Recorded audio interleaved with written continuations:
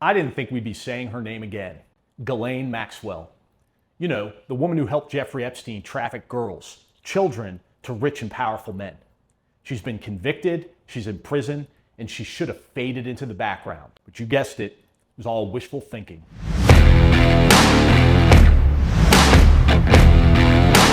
This week, the Deputy Attorney General of the United States, who just so happens to be Donald Trump's former personal lawyer, shows up at her prison for 2 days of private interviews. So now we've got to ask, what the hell is going on? All right, here's a breakdown. According to the Washington Post, Deputy Attorney General Todd Blanche, again, the same guy who used to represent Trump, traveled to FCI Tallahassee and sat down across from Ghislaine Maxwell for 2 days.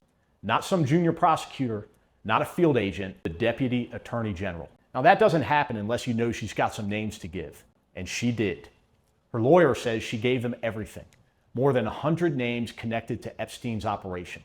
No Fifth Amendment, no dodging, no hedging. She laid it all out. Now Maxwell was convicted in 2021 and sentenced to 20 years in prison. So why is she suddenly being treated like a key witness in 2025? Well, here's why. The Epstein case isn't over, not by a long shot. Because the real story, the part we still don't have, it's not about Epstein and Maxwell. It's about who else was involved. Who was protected? Who flew private and walked away clean? The government's been dragging its feet for over a decade. Now Blanche shows up personally to pull the truth out of Maxwell. This isn't some noble pursuit of justice. It's a power move. And I don't trust the people pulling the strings. So let's talk about what Maxwell's doing here. Her team is making another legal push. They're claiming that the old 2007 plea deal that Epstein got, you know, the one the feds cut in secret without telling a single victim, it should have protected her too. That's their argument. You promised not to prosecute us and you broke the deal. It's a long shot, but you know what's not a long shot? Cozying up to a DOJ run by a guy who used to cash checks from Donald Trump. And she's setting herself up for what comes next. And this is where the alarm bells really start ringing. Maxwell's lawyer told the New York Times on the record that while they haven't asked for anything, she would welcome clemency. Now look, I've been around long enough to know how this game works. You don't say that unless you've already tested the waters.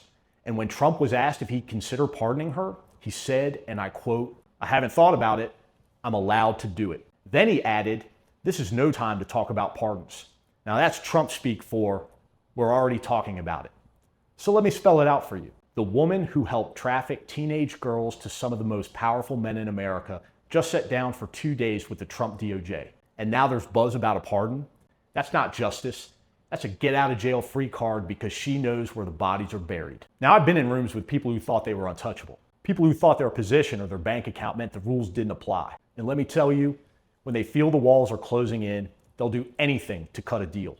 Maxwell's trying to deal her way out of prison.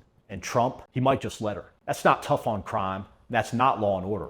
It's not draining the swamp. That's corruption, plain and simple. I'm Michael Fanone. Stay loud, stay dangerous, and stay free.